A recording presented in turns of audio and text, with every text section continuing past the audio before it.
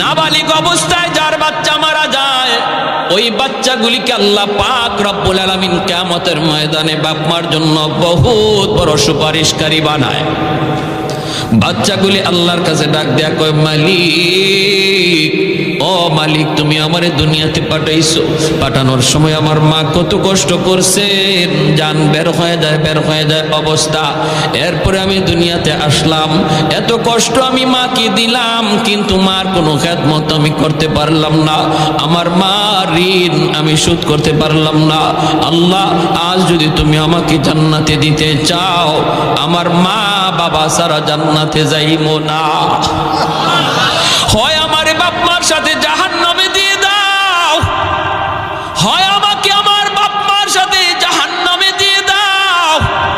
রব্বুল আলামিন তখন বলে, বান্দারে, আমি আল্লাহর আদত হচ্ছে জাহান্নামীকে জান্নাতে দেওয়া, কিন্তু